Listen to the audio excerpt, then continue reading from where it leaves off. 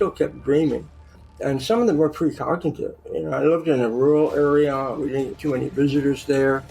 And sometimes a dream that I have had information about an approaching visitor that I couldn't have anticipated.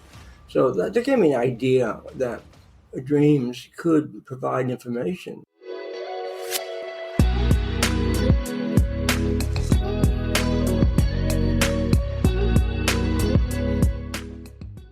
Well, welcome to the Dream World podcast. Dale, welcome back. Today, I'm honored to be joined by Dale Graff, author, physicist, former director of Project Stargate, which was the U.S. government's program investigating remote viewing phenomena and other interesting phenomena.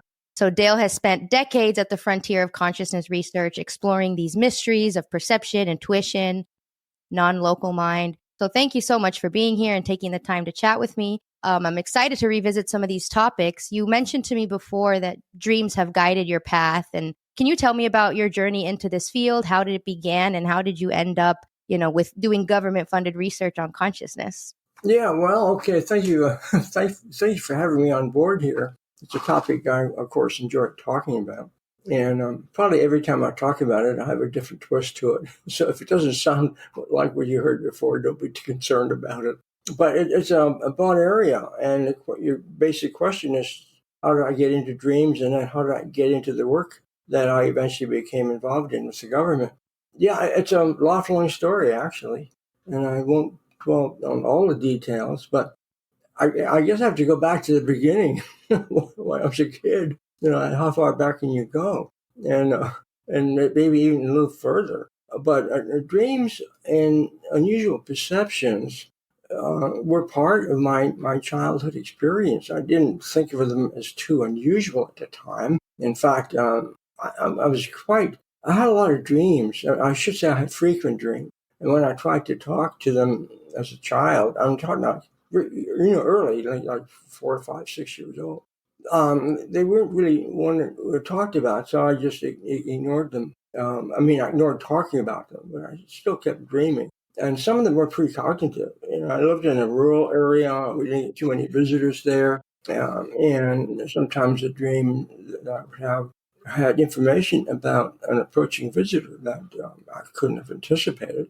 So that gave me an idea that dreams could provide information. Nobody was around then to say, no, they couldn't. So I went ahead and assumed that that's part of what I could do. And then I got away from that, schooling and high school and college, and I didn't really pay a lot of attention to dreams. But one time, I think I was finishing my master's degree in physics, and I just finished it. And I felt that I needed to do something a little different, get away from all this technology stuff. So I went to the library, and I was living in Baltimore at the time, Baltimore, Maryland, and beautiful library. And I thought I'd go in there and just read something other than technical. So I walk around and I kind of walk to the desk, and there's a book laying there. I just grabbed it. I wanted to find a novel, and this looked like a novel. And the book was on a couple that had shared mutual dreams. And I thought that was really unusual. It's, first of all, dreams, and now they're talking about mutual dreaming. It was a novel, and I checked it out and read it. I was totally fascinated with this. I said, well, this is something I think I'm going to look into sometime in the next few years. So, and I put it aside, but it really jarred me. Here's this book. I walked right up to it, as if I'm looking for something to shift my attention from technology or total physics over into something more directly experiential, and there was. Okay, so that kept me going on that and interested in dreams. And then, of course, along the way, I had, intuitions and synchronicities. That's kind of a link to precognitive dreaming. And ultimately, I became more deeply interested in altered perceptions and or abilities, particularly along the intuition line. At one time, and this is during the Vietnam era, and I had worked about 10 years in the aerospace industries in the Gemini program, and then I transferred to the government. and I took up a position as an analyst with a place called the Foreign Technology Division in Dayton, Ohio. We were analysts trying to determine what the Soviets might be doing in the next 5 to 10 years. My job was involved in forecasting future systems. So I had the idea of always thinking about the future, and it fit my interest and I guess my basic nature at the time. So that was there in my background and foreground as well. But when I had the temporary assignment while I was at FTD, even though I was now moved to Hawaii for a couple of years for part of to do aircraft analysis and aircraft tactics evaluations during Southeast Asia conflicts. And it was there I learned stories, how soldiers and pilots, sometimes they would chat at the club in the evenings about these strange things that would happen, and they knew when to run away, when to turn and maneuver. And I said, there's something here more intuitive. I couldn't have known that, but I moved in the right position. I thought it was kind of interesting. And then I had my own involvement with struggling in the surf to try. And I found somebody I shouldn't have known about and was able to bring her back safely. And that was an intuitive process. I had, how did I do that? So I came back from that really motivated to look into this whole field of ESP or intuition, and of course dreams. Now my dream life picked up too. So I wrote I got into looking into the Soviet literature more, and more beyond what my job description called for. I was looking into the psychological stuff, and I found papers on ESP research in the Soviet Union, and I thought that was interesting, and I summarized that and put it in a short paper and sent it forward, and the commander liked it and told me, keep following this topic in the Soviets, see what's going on there. And shortly thereafter, I was visited, our organization was visited by Terrell Putoff and Russell Targ, and they were doing what was called remote viewing research at the Stanford Research Institute. And I really hadn't heard a lot about that because my focus was on the foreign stuff. So, but here they are now in our organization, and they're looking for funding to continue the work that had initially been started by the CIA, but then dropped for political reasons. So I was brought into the meeting, and since I guess I was the only expert in ESP, asked for my opinion. It seemed kind of interesting, and it's certainly down the line of interest I was developing, even though it was conscious state stuff and not only dreams. So that I was appointed as a contract manager and became involved with directly with remote viewing research that was going on at Stanford with Harold Putoff and Russell Targ, and eventually Ed May came on board. So that got me into the field, and then in time I transferred down to the Defense Intelligence Agency in Washington, D.C., where I continued this work, and eventually became the director of the Army unit had been set up to do remote viewing operational work. And that was transferred to the Defense Intelligence Agency. And then I was moved up there to become the chief of the unit toward its latter years. And since it was a special access program, we had to change code words, which is typical of security programs to keep track of who knows what, where, and when.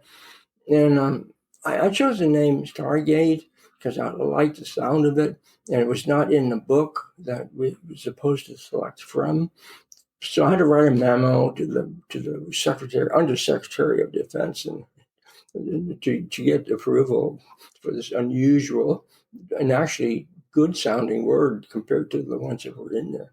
And it was approved, and that's how the term Stargate came into being, even though there were other code words for the program. And you probably heard about Sunstreak and Grill Flame and Sunlight. But this is sort of the last one.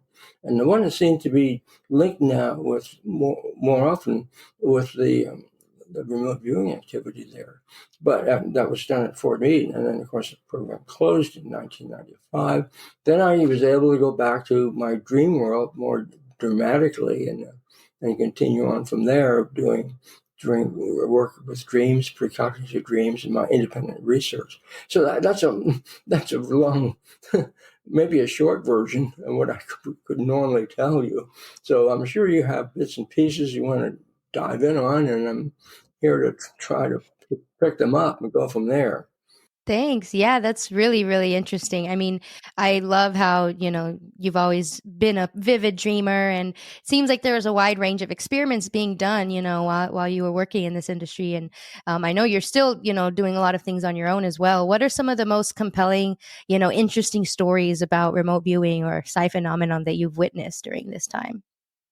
Yeah, well, there's a lot of really interesting experiences, both from my personal stuff that occurred before and after my involvement with the government and the remote viewing work, and even during that time frame, because I didn't abandon dream work. I just added it to whatever else I was doing, and of course afterwards.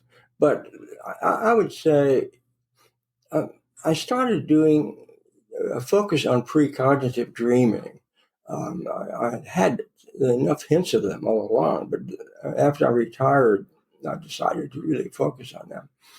And I discovered that I could actually have dreams about future incidents that would be in the paper, and they were very accurate. And I followed this track of investigation, this independent investigation, for about a year and a half. Then I decided to really make it more formal and set up an experiment with a colleague of mine from Florida. We did a controlled experiment with dreaming about a picture that would be on a certain page in a certain newspaper 3 days ahead of time, and then 7 days ahead. And we were successful with that. And this eventually became published in American Institute of Physics conference proceedings, because I presented on this at the quantum retrocausation conference that was part of the American Association for the American Association of the Advancement of Sciences, AAAS, that met in San Diego, and in 2017, I think it was. So that got published in a physics publication, and that work really made me think about the future. How can we do this? How can anybody do this? It was just me and my colleague, but you look around and you see it's all over the place when you really start talking to people. Well, just think about the IASD dream contest and the precognitive the material there that comes out. So, that is a very vivid illustration to the IASD members about this ability of dreaming an unknown picture. It might be in a sealed envelope, or it might be in the future, selected later. So, yeah, so those were startling things for me to see. And then when I did this more independently, I found out some of the more spectacular dreams, and I really wasn't seeking them, other than a desire to have a dream about an interesting event that will occur in the next week. But you have to be really tight about the parameters, because you can dream about a lot of things, and you look around, you find matches.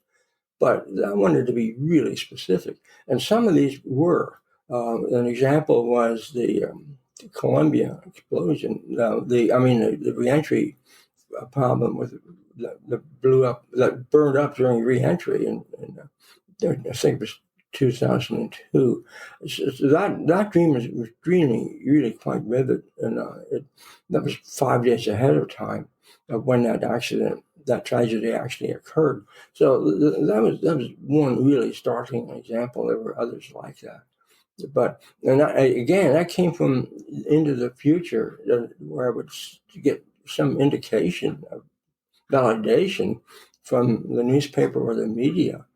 So that, and one that had to do with the almost nuclear meltdown in Japan, that also came in a very vivid dream. And the interesting thing about that one, it was presented as a TV program in a dream. So here I'm dreaming, and I'm not quite lucid, although I think Ed Kellogg would call it semi-lucid. So I'm there in this dream, and all of a sudden, this really large screen TV comes on in the dream. I don't have a large screen TV. So in this large screen TV is a commentator, and is showing a map of radiation profiles that will be drifting toward the U.S. And he went on to have words like saying "alert, alert," and the typical thing you would find on like the Weather Channel, people saying be on the alert for the tornado or something. So it was a very dramatic and in a way somewhat threatening thing. It was not a comfortable dream to have about nuclear radiation coming into the country. It didn't show exactly what the cause was. It just showed it came from the Far East somewhere, this radiation belt. So all I could do was record it. And I have a friend who works in the weather, who is a retired officer that was in the weather groups in the Air Force.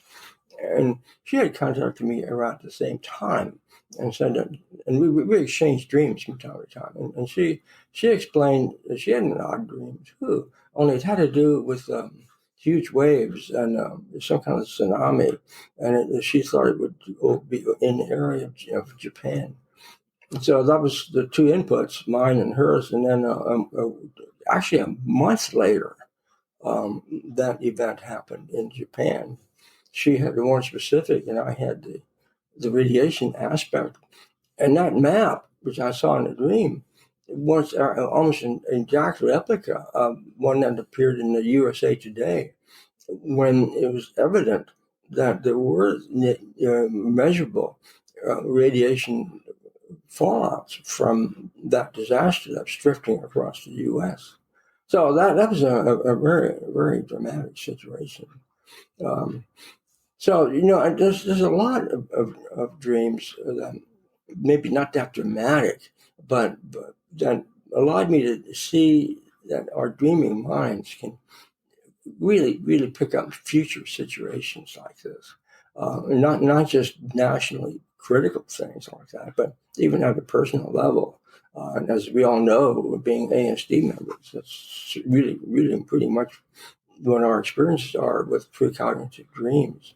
So, but at a professional level, they help me actually avoid difficulties. so that was a good thing to have in your hip pocket. You have a dream about doing this or not doing that, and it turns out to be the best thing that you could have done or not done for that day.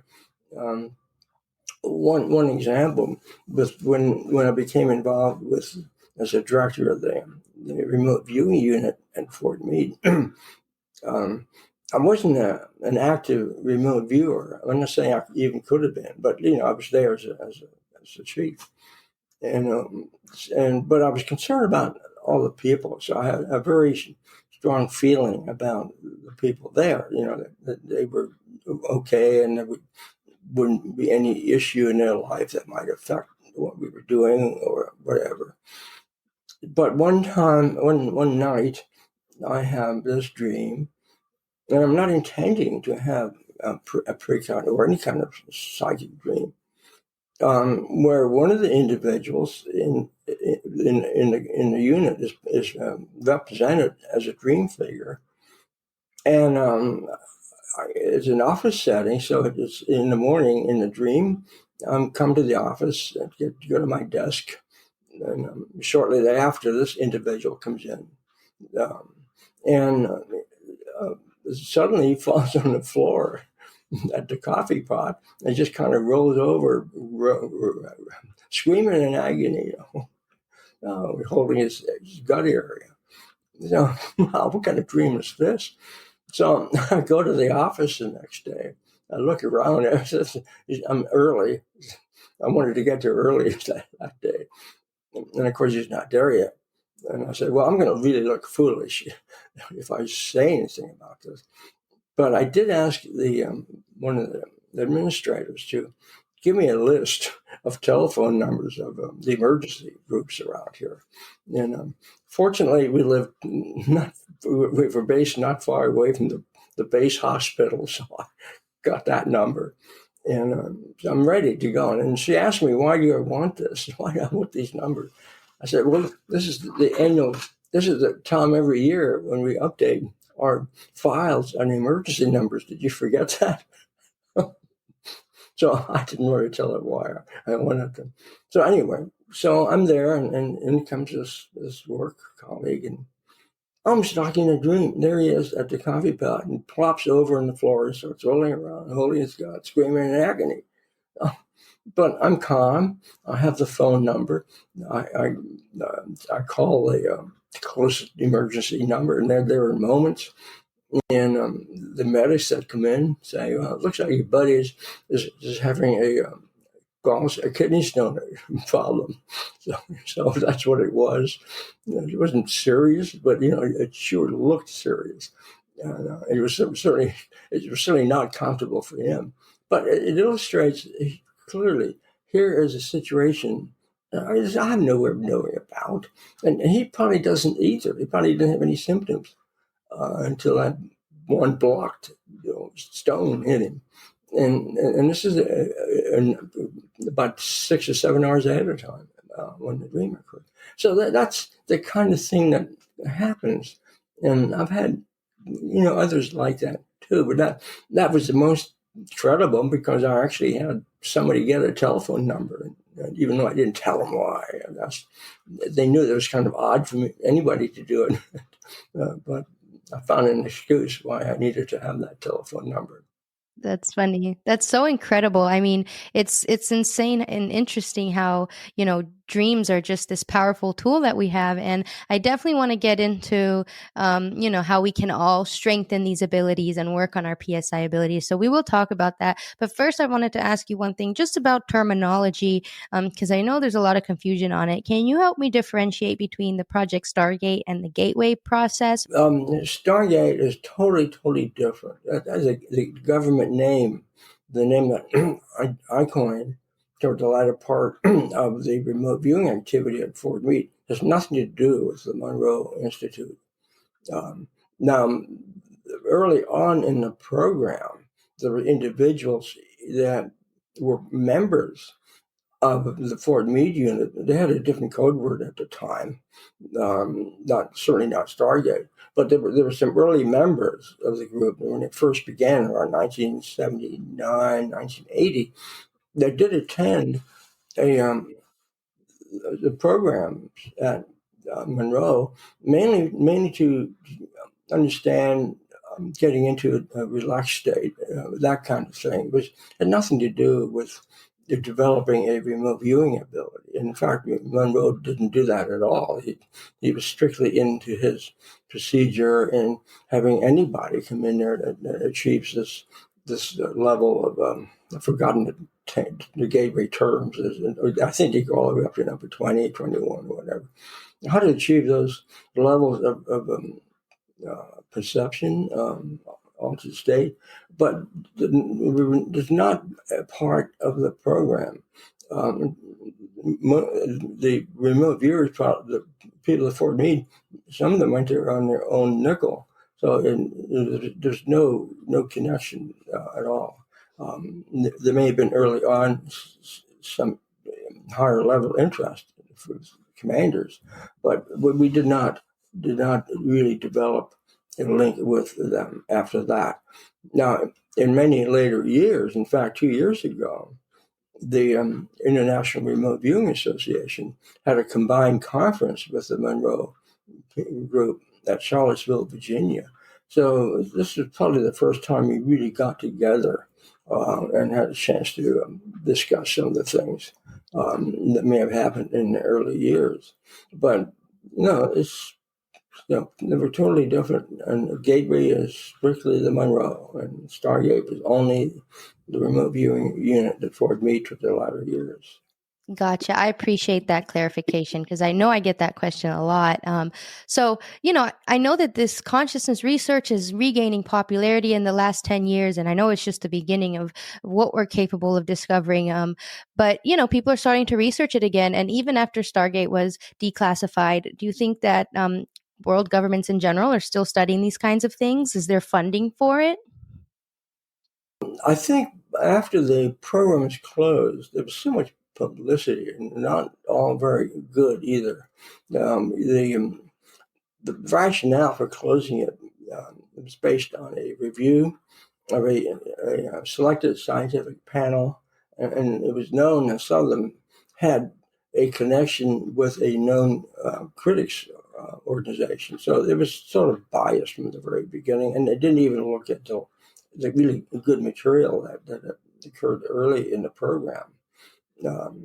So there were issues in selectivity, and then, of course, press came out from that report. It's closed because, according to them, the program yielded no useful data. There was nothing that was any good, which is totally not true. I'll even talk about some of those examples. But so that was a bad thing, and it sort of scared people away that might have been interested in continuing it somewhere. But there was also other practical issues involved. Where would you actually house such a program? And we were lucky. We had a good umbrella with the intelligence organization that we had. But the projects we got into were pretty widespread. We were going into Homeland Security issues. We were doing FBI. Well, not FBI, but Secret Service, other kinds of links when it related to somebody like an international fugitive, certainly not a U.S. individual. So we got into those things, and that didn't really fall under the charter of the Defense Intelligence Agency. So these problems, where would you put this kind of activity? So I don't think today, that those problems have gone away. In fact, they're probably going to be a lot worse now. But with really tighter views in what the government does. So I think I think the interest is there. I think there's enough publicity, and the internet has really been a tremendous boost for all this, obviously. And people are becoming more open. There are more conferences. There's more information that shows the good points, the ones that really projects that really did yield significant data are getting out into the open.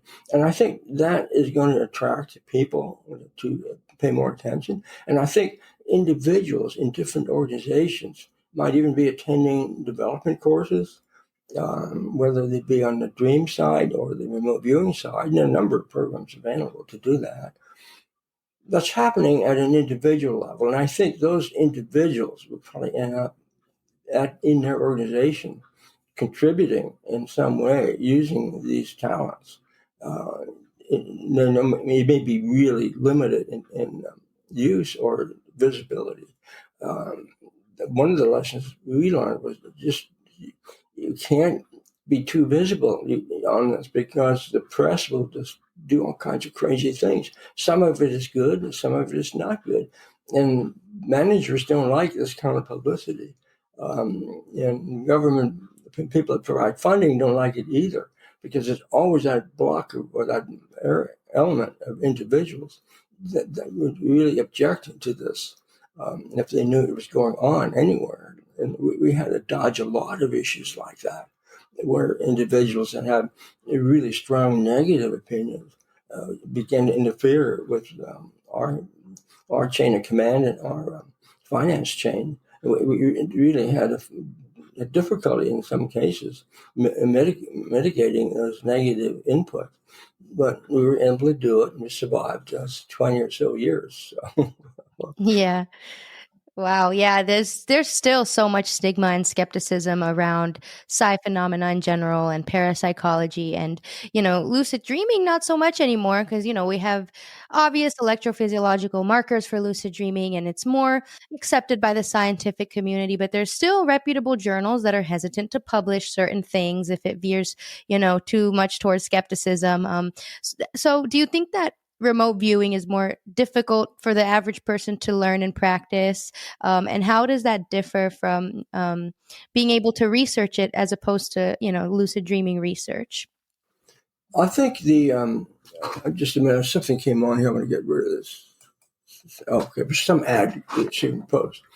Um, no, I think the the way remote viewing began at Stanford Research Institute in 1972, 73, 74 really didn't have a very extensive protocol.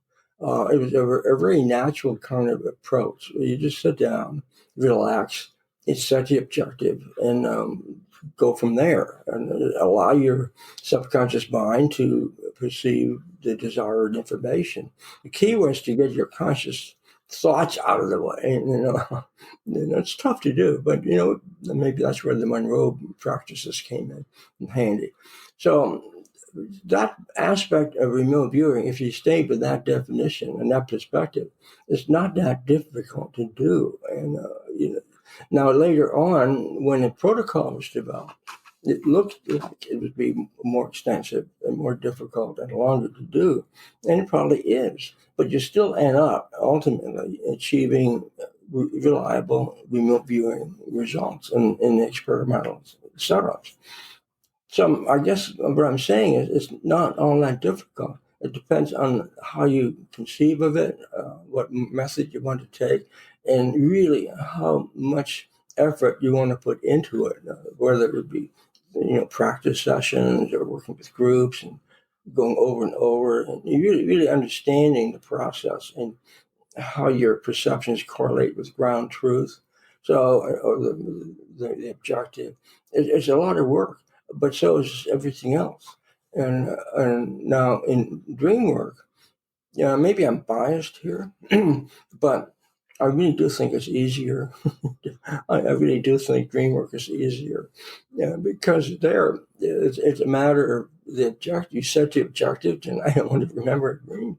Most of the time, the people are not familiar with it will. If not, it's a second night, and then you go to the next step. Now tonight, I want to remember a dream about a picture that's in a sealed envelope, or the area where my colleague is visiting at this moment, and at 10 o'clock tomorrow morning. Well, you do that enough times, and you find it's not that difficult either. And of course, the step into lucid dreaming, we know all about the work of Bob Wagner and Ed Kellogg here, and those that preceded them. These are basic steps. So I'm saying it's not that difficult to move into dreams, lucid dreaming. And then I tag on the precognitive dreaming. And when I don't do workshops anymore, I have other activities going on, take my time. But years ago, I did workshops where I blended both the dream side and I called it the night side of psi, and the remote viewing or conscious state side. And I found that most of the people actually preferred initially coming in contact with the psi through the dream side. They just felt more comfortable. I think partly because they could do it at home in their own pace. So that might have been a factor here. And they didn't have to sit in front of somebody or have some instructor evaluate them later. They could do a self-evaluation and self-learning. So that probably was why. But either way, I'm saying that it's not that difficult. It really isn't. The difficulty might be in just what is it you want to do with it, what degree of accuracy you want, what are your objectives. And the way I did my workshops was I kind of left it up to individuals where they want to go. But my objective was this is something that you can use in your own life. Period. That's it. You don't have to go beyond that. But you can if you want. If you have goals to work as a psychic detective, then move on to that. But I don't go there. That's somebody else can do that. Some of my colleagues work in that direction. So, but with the goal of what can you do in my own life and the life of my loved ones and people around me, I think it's going to be really easy to do and more easily understood and acceptable when we move in that direction. One of the things I made a case 4 years ago and still do, look at all these school shootings. Well, that maybe nationally wide, they're not a lot, but they're certainly a lot. Why wouldn't parents and children, a day or two before these tragic events, not have a warning, not have a precognitive dream about that? Certainly, they would. But and I'm sure they have happened, but they're not discussed. They're not reported. Nobody knows. So here you have a potential of how you can actually help out. How parents can help out, and children for their own safety by being open to dreams. And whenever one that comes up in their dream life that has that kind of foreboding, then there should be some caution taken. And I think if this is considered seriously over a period of time, this could be another alert system that we all can do, parents and children. It's like the Aberfan incident in Wales back in what's that, 50s or 60s, and then the flood of precognitive information that existed before that tragic event when that huge mountain of coal slag killed over 100, I think 120 children in that school. And the dreams that occurred that were actually recorded or told to others by the children that died, and also parents before, they were real dreams. They existed and they were accurate. So, and along that line, the terrorist attacks, wherever there's always that possibility. And still vividly remember that CNN program. It was a news program that interviewed one of that was the wife of one of the people that died in that Monroe building. I think it's pronounced in Oklahoma. About 2 decades ago, the late 1998, I think. And the interview was really interesting. This was at a memorial, and maybe 6 months later after the tragedy, and her husband had perished in that. And then she's really mournful, of course. And then she goes on to tell the reporter that if she only had acted, because her husband had this dream about not going to the office that day because he saw it engulfed in flames and fire. And she said, no, you're going to be late. You got to go. So, that's just one story. And then there are those from 9/11, and I could go on that one too. But here you have this tremendous potential. And that housewife that had that dream was not a member of ASD. She didn't know anything about dreams. This is probably before their organization was even established. But nevertheless, there they are, and people have them. And ASD can certainly, and it has been promoting this for decades now. And I'm a promoter for that part of dreaming that allows us to peek ahead in time and keep ourselves out of trouble. Yeah, precognitive dreams are truly fascinating, and it happens so often. I mean, it's really important, like you said, to normalize dream sharing so we can really, talk about this more, normalize telling people when we have certain dreams, and we can use this data, in a more efficient way. I do think it's a heavy responsibility to, feel like it's something preventable if you had the dream. Maybe that's not necessarily the case, maybe it can help us be emotionally prepared, or, maybe act a certain way that day. But I don't necessarily think that, one person should feel like they have the responsibility to stop a natural disaster, so That, there's that as well. that comes up a lot. Yeah. Yeah. And yeah, you're right. You're not going to stop the natural disasters, but you can certainly begin keeping yourself and loved ones out of out of harm's way. And it may be in time that will change, and that there will be a system developed, even in local networks, for example.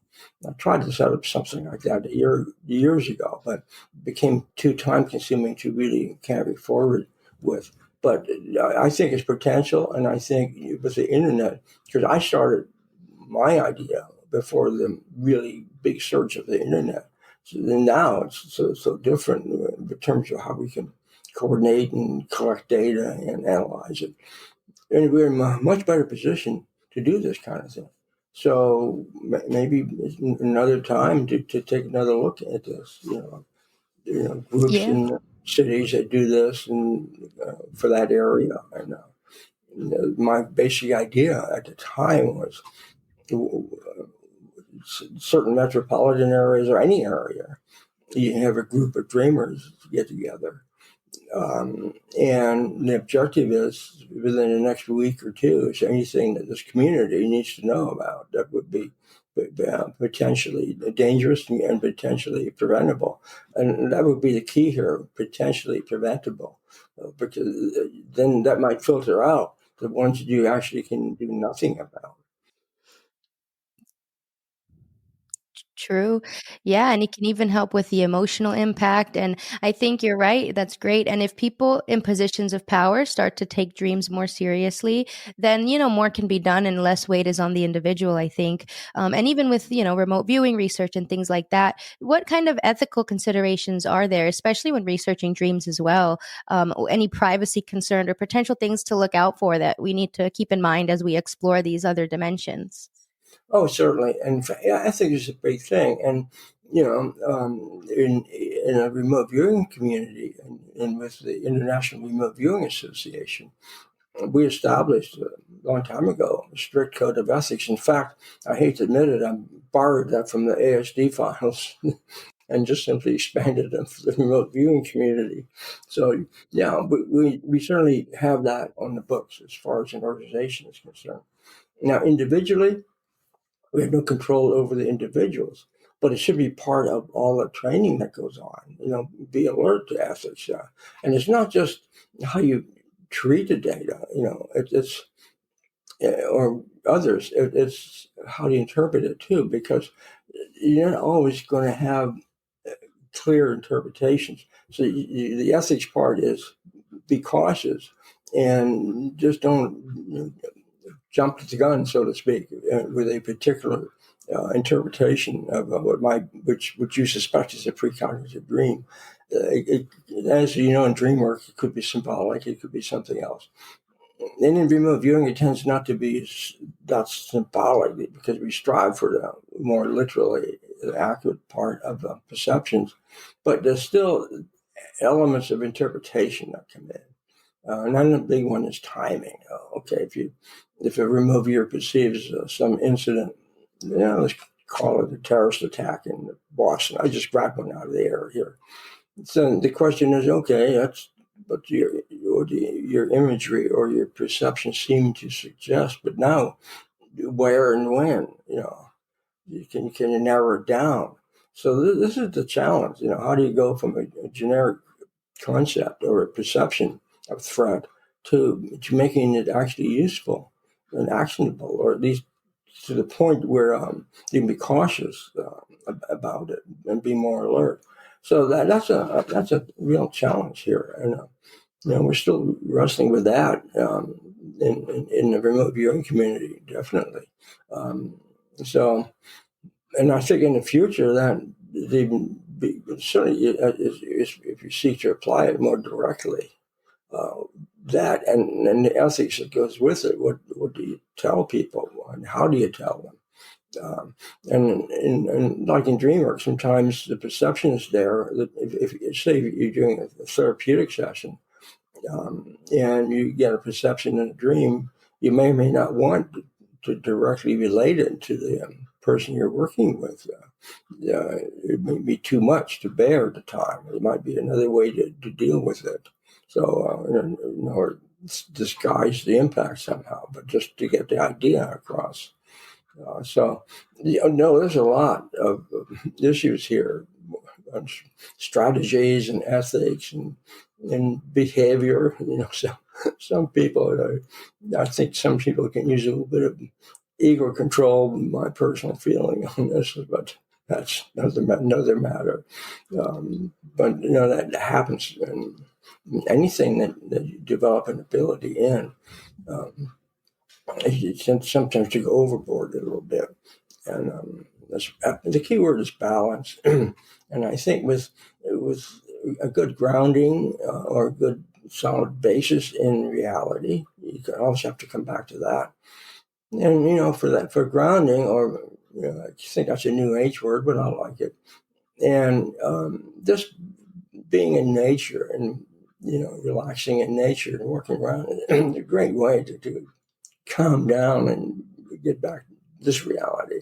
So you can make better judgments of what came out of the alternate spaces you were in. Yes, true. That's great advice. And I wanted to ask you, as a lucid dreaming coach, I love asking people about their lucid dreams. So I have to put that in there. What's your lucid dreaming frequency like these days? And maybe if you feel called to share one of your favorite, most memorable lucid dreams. Well, right now I'm still caught up in project work. Really, my dream world is a little low right now. So, but prior to the projects I've been caught up in right now, yeah, I sure did have lucid dreams, and some of them, are kind of in the middle or between lucidity and semi-lucidity. Trying to think of the best ones that I might have had recently. Oh God, what were they? I haven't thought about this for a while, but I think, yeah. Well, I'm going to have to go back to the project work. When I was caught up in a search project while I was with Stargate, or actually a little before I was transferred there, I was assigned to a search team that went to Italy to look for a U.S. general that was abducted by a terrorist group. And so I'm there with the search team to technically to coordinate all kinds of information, including remote viewing, although that wasn't made too explicit at the time. I was doing other things. But so I'm there looking at all the other data that we're getting, and then also coordinating remote viewing data that I was receiving from the Ford Meat unit. But during that time, the communication system locked up, and we couldn't get that data. So I'm kind of on my own. So I decided, well, I know I can lucid dream, I can have precognitive dreams. I'm going to wonder if I can have a lucid dream about the terrorists. Where is the general located? And because that was a big issue. Where can we find the general?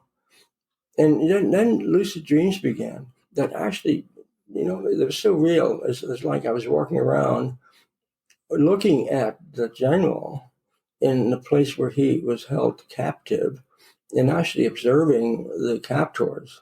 And, very specific detail, including the fact that there were women there, maybe one or two, certainly one, and maybe two. And the search team had not even suspected there would be females involved in this abduction, which later on, as we learned, there were two women involved. And the vividness of that dream, it really represented what they looked like and the strange situation that the general was in, which was inside a tent, inside an apartment building.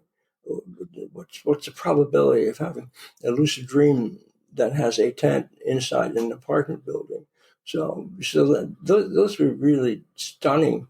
And as I learned much later on, after the general was actually rescued, and I was able to talk with him. So that was a one that was really, really quite powerful for me. And then in later life, I often think about that incident.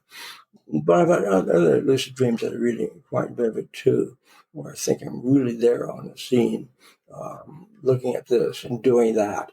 Um, so that's just one example. Yeah, that's incredible. So, I hear a lot of people talk about this a lot too. Do you think there's sometimes overlap between what's considered a lucid dream and what's considered, out of body experience or astral projection? Because it seems like you could have maybe been both. You were seeing something and you were dreaming. Yeah, well, that came up some years ago. That exact thing, and in fact, it had to do with something with ASD, and it, that is that one I want to tell. Yeah, uh, I've received. This is a day or two before I received an email announcing a conference, a deadline for papers. And so the dream that occurs, I had earlier set up a practice target, not necessarily for lucid, but just for anything. I always like to have lucid around. Sometimes I'll feel like, okay, tonight is the night. I'm going to see if I can dream about that picture that's in that envelope. Of course, I don't know what that picture is. It was randomly selected somehow. So right before this email comes in, which actually talked about lucid dreaming. So here's two days before I get the email, I have a lucid dream, and the sort of preambles the email. But in the lucid dream, I now am lucid, and this is is sort of a blackness, and then you get through that, and then oh my goodness, I'm dreaming. What am I going to do? So I thought, well, I remembered the target picture somewhere. So I said, okay, while I'm here, I'm going to see if I can dream in this lucid dream about that picture. And then all of a sudden, there's a scene. Now, in retrospect, I couldn't tell if that was a lucid dream or an out-of-body experience because everything was so real and so vivid. But anyway, during the dream, I walk over to somebody that's lying on the ground and tap the individual to wake the individual up. And he just quivels a little. I can't move it. Nothing moves. So this would make me think this is really not a lucid dream. I can't change anything. So then I shifted to something else, and I thought I'd take a look, see if I could find a friend of mine that lived in Africa. Then there was a really incredible, vivid scene of this African setup and a couple of other places. So I came back, woke up eventually from that combination of lucidity and OBE type of perception.